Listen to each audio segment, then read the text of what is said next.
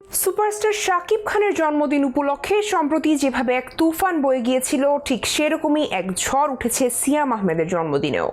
জঙ্গলি নামের সিনেমার ঘোষণা দিয়ে চারিদিকে তোলপাড় ফেলে দিয়েছেন এই তারকা। আগামী কুরবানির ঈদে মারদাঙ্গা এই সিনেমাটি ক্ল্যাশ করতে যাচ্ছে গ্যাংস্টারধর্মী সিনেমা তুফানের সাথে।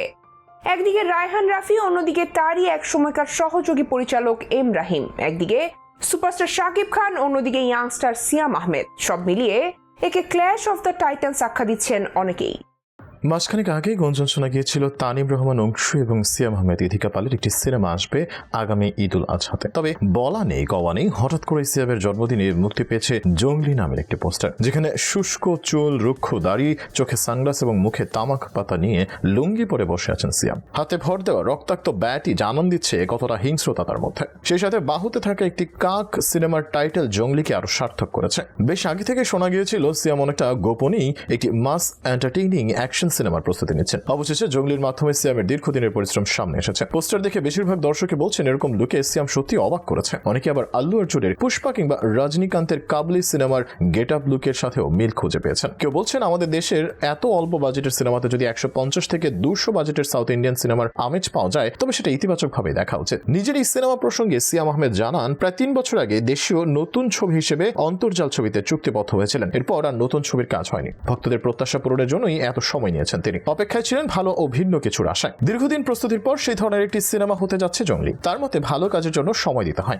অনেকদিন দূরে থাকাটাও ভক্ত দর্শকদের জন্যই। দেরিতে হলেও তাদের বড় কিছু উপহার দেওয়াটা বেশি গুরুত্বপূর্ণ। জঙ্গলি ছবির পরিচালক এম রাহিমের প্রথম সিনেমা শান এরও নায়ক ছিলেন সিয়াম। দ্বিতীয় ছবিও সিয়ামকে নিয়ে করা প্রসঙ্গে রাহিম বলেন, গল্পের প্রয়োজনে সিয়ামের সঙ্গে পরপর কাজ হয়ে যাচ্ছে। তার কাছে মনে হয়েছে এই ছবির গল্প সিয়ামকে ভালো ডিমান্ড করে। শান ছবি করার আগেও সিয়ামের প্রথম ছবি পোড়ামন 2তেও রায়হান রাফির সঙ্গে সহযোগী পরিচালক ছিলেন রাহিম। শানের পর অনেক কাজের প্রস্তাব এলেও তিনি করেননি। শানের চেয়েও ভালো কিছু নিয়ে আসতে চেয়েছেন বলেই এতটা সময় লেগেছে। পরিপূর্ণ বিনোদিত হবার সব এলিমেন্টস এই সিনেমায় আছে। দর্শক দুর্দান্ত কিছু পাবে বলেই আশাবাদী এই নির্মাতা। সিনেমাটি নির্মিত হবে ফিল্ম্যান ও MIB স্টুডিওজ প্রোডাকশনের ব্যানারে। 15 এপ্রিল থেকে জঙ্গলের শুটিং শুরুর কথা আছে। একটানা শুটিং শেষ করে আগামী ঈদুল আজহায় ছবিটি মুক্তি দিতে চান নির্মাতারা। এই ছবিতে সিয়ামের বিপরীতে নায়িকা কে তা প্রকাশ করা হয়নি। শুটিং এর আগে এই নায়িকার নাম জানাবে জঙ্গলি টিম। তবে সবকিছুকে ছাপিয়ে শাকিব খানের সাথে সিয়ামের ক্ল্যাশের প্রসঙ্গটাই বারবার সামনে আসছে। সিয়ামের প্রথম সিনেমা পোড়ামন 2 ও শাকিবের সিনেমার সাথে ক্ল্যাশ করে বড় সফলতা পায়। তবে তখন পরিচালক হিসেবে ছিলেন রায়হান রাফি। এবার রাফি আছেন বিপরীত পাশে, অর্থাৎ শাকিবের তুফান সিনেমার নির্মাতা তিনি। তুফান সিনেমাটি হতে যাচ্ছে সবচেয়ে বড় বাংলাদেশি সিনেমা। এই সিনেমার মধ্য দিয়েই একসাথে হচ্ছেন দেশের সবচেয়ে বড় সুপারস্টার শাকিব খান এবং এ সময় সবচেয়ে সেরা পরিচালক রায়হান রাফি। যার ফলে কুরবানির ঈদের ক্লাসে তুফানকে এগিয়ে রাখছেন সবাই। অন্যদিকে অনেকে বলছেন জঙ্গলিকেও এত হালকা করে দেখার সুযোগ নেই। গত কুরবানির ঈদে প্রিয়তমার মতো সিনেমার সাথে ক্লাশ করে সুরঙ্গ যেভাবে সুপারহিট হয়েছিল,